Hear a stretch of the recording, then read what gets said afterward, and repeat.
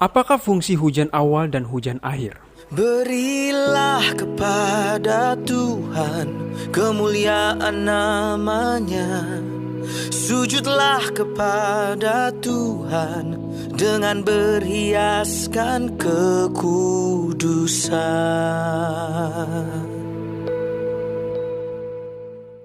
Yakobus 5 ayat 7, firman Tuhan berkata, "Karena itu saudara-saudara, bersabarlah sampai kepada kedatangan Tuhan. Sesungguhnya petani menantikan hasil yang berharga dari tanahnya, dan ia sabar sampai telah turun hujan musim gugur dan hujan musim semi." Kalau kita perhatikan dari ayat ini mengatakan mengenai kedatangan Tuhan, yaitu kedatangannya yang kedua kali. Dan ayat ini juga mengatakan kita mesti bersabar. Walaupun mungkin ada yang mengatakan, kenapa lama juga ini Tuhan datang? Tanda-tanda kedatangan juga sudah kelihatan, tapi Tuhan belum juga datang-datang. Tuhan minta kita untuk bersabar, saudara-saudari. Tapi ada yang menarik di sini. Kedatangan Tuhan Yesus yang kedua kali diilustrasikan oleh Yakobus 5 ayat 7 ini, yaitu ilustrasi seorang petani yang menantikan hasil yang berharga. Ketika petani akan menuai ladangnya, menjadi ilustrasi untuk kita untuk bersabar menantikan kedatangan Tuhan yang kedua kali. Petani bila mana menantikan hasil yang matang dari ladangnya, dia perlu dua hal, yaitu hujan musim gugur dan hujan musim semi.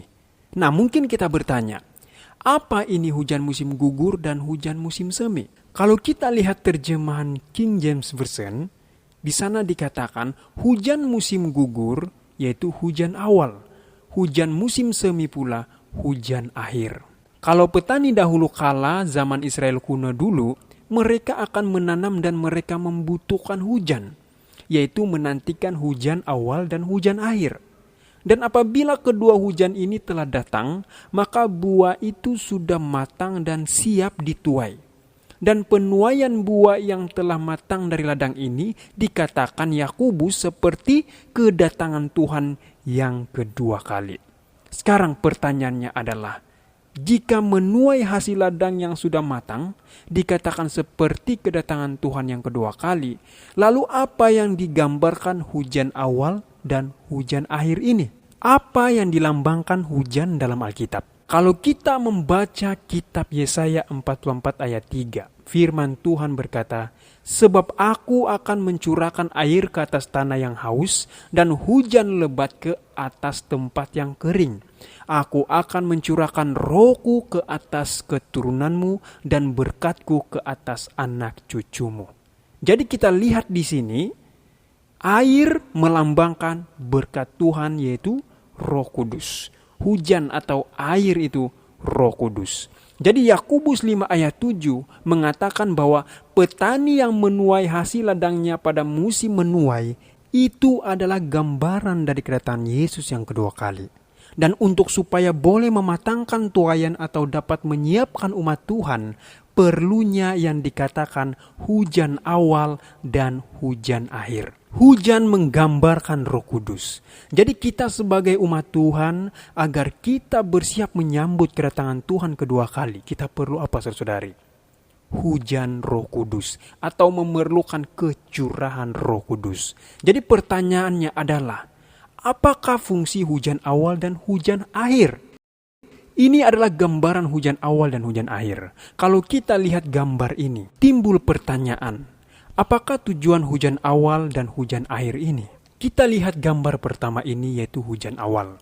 Kita lihat di sini gambaran seorang petani menaburkan benih. Anggaplah benih gandum yang ditaburkan pada musim menabur. Jadi petani di Israel, di Palestina, di daerah sana dahulu kala, mereka akan menabur benih gandum tempat sebelum hujan musim gugur, atau tempat sebelum hujan awal. Kenapa demikian? Karena di sana pengairan susah pada waktu itu. Sehingga mereka berpikir dan berharap habis menabur benih gandum lalu turunlah hujan awal pada musim gugur. Dan benih itu akan bertumbuh dengan baik. Dan ketika masuk pada musim dingin, benih ini yang bertumbuh ini sanggup bertahan karena dapat daripada hujan awal tadi. Dan ketika masuk pada musim semi akan ada hujan akhir.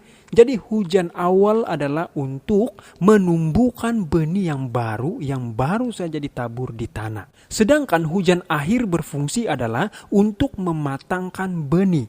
Saya ulangi, hujan akhir berfungsi untuk mematangkan benih sehingga menghasilkan buah. Supaya gandum itu menjadi matang. Dan ketika sudah matang, masuk kepada musim panas, maka akan ada saat untuk menuai. Jadi di sini kita boleh melihat satu gambaran bahwa hujan awal adalah untuk memberikan pertumbuhan. Sedangkan hujan akhir adalah untuk mematangkan tuaian. Begitu pula dengan kecurahan Roh Kudus, hujan awal dan hujan akhir. Dalam buku Kemenangan Akhir bab 38, di sana mengatakan pekerjaan itu akan serupa dengan pekerjaan pada hari Pentakosta, sebagaimana hujan awal yaitu hujan musim gugur telah diberikan dalam pencurahan Roh Kudus pada pembukaan Injil yang menyebabkan pertumbuhan biji-biji yang berharga. Demikianlah juga hujan akhir yaitu hujan musim semi akan diberikan pada penutupan bagi pemasakan, yaitu pematangan tuaian. Bilakah hujan awal Roh Kudus dan hujan akhir Roh Kudus? Perhatikan ilustrasi ini. Ini adalah ilustrasi rohani untuk musim gugur, musim dingin, musim semi, dan musim panas. Mari kita lihat secara ilustrasi di mana dimulainya musim gugur secara rohani. Pertama adalah hujan musim gugur, yaitu kematian Yesus. Kita boleh lihat dalam Yohanes 12 ayat 24. Yohanes 12 ayat 24 firman Tuhan berkata, "Aku berkata kepadamu, sesungguhnya jikalau biji gandum tidak jatuh ke dalam tanah dan mati, ia tetap satu biji saja. Tetapi jika ia mati, ia akan menghasilkan banyak buah." Sebenarnya Yesus sedang mengatakan dirinya sendiri. Kalau Yesus mati di kayu salib, maka kekristenan ini akan bertumbuh. Secara jumlah menjadi yang banyak.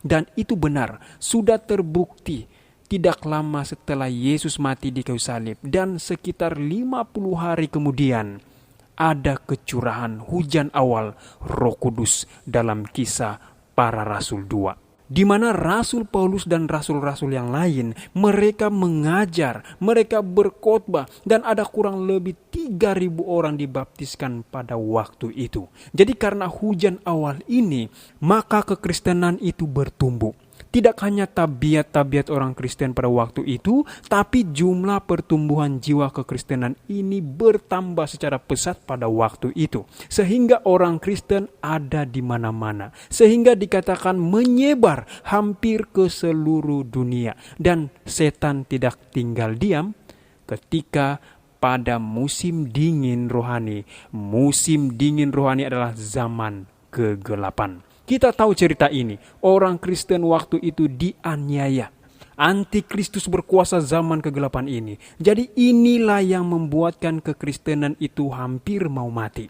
Tapi ingat, tadi dikatakan sebagaimana benih gandum ketika dicurahkan hujan awal sesungguhnya, maka benih gandum itu akan bertumbuh. Dan ketika musim dingin, ya benih itu boleh bertahan. Begitu pula kekristenan. Oleh karena hujan awal Roh Kudus di Kisah Para Rasul 2 sekalipun muncul penganiayaan, mereka bertumbuh dan bertambah jumlahnya, mereka bertahan. Dan akhirnya ketika masuk musim semi rohani, yaitu di akhir pada zaman kegelapan itu sekitar tahun 1700-an atau awal dari 1800-an. Dan sampai sekarang itu masih dalam sistem musim semi secara rohani. Dan kita menantikan hujan akhir yang dikatakan dalam Yakobus 5 ayat 7 tadi. Bila mana kita nanti menerima hujan akhir Roh Kudus, maka sebagai umat Tuhan harapannya adalah kita menjadi bukan hanya bertumbuh, tetapi kita menjadi matang, kita menjadi masak dan disiapkan untuk kedatangan Tuhan Yesus yang kedua kali yang digambarkan sebagai musim panas secara rohani. Kita boleh lihat itu di dalam Daniel 2 ayat 35, Yeremia 8 ayat 20. Secara waktu adalah demikian. Hujan awal Roh Kudus adalah dahulu kala 2000 tahun yang lalu di dalam Kisah Para Rasul 2. Sedangkan hujan akhir adalah yang kita sedang menantikan saat ini. Ini belum terjadi hujan akhir Roh Kudus. Dan bila mana hujan akhir Roh Kudus ini tiba, harapan kita sebagai umat Tuhan menjadi sebagian yang kecurahan hujan akhir Roh Kudus. Kita semakin matang, kita semakin masak untuk dipersiapkan bagi kedatangan Tuhan Yesus yang kedua kali. Jadi hujan akhir adalah untuk mematangkan umat Tuhan. Berbeza dengan hujan awal untuk pertumbuhan kekristenan. Lalu apa tujuan lain dari hujan akhir ini? Dalam buku Early Writings tulisan Ellen G. White halaman 86 mengatakan, pada musim hujan akhir atau kelegaan dari hadirat Tuhan akan tiba untuk memberikan kuasa kepada seruan nyaring malaikat ketiga dan mempersiapkan orang-orang kudus untuk berdiri aman masa ketika ketujuh bala dalam Wahyu 16 akan dicurahkan, yaitu 7 malapetaka terakhir. Kita boleh baca dalam Wahyu 16.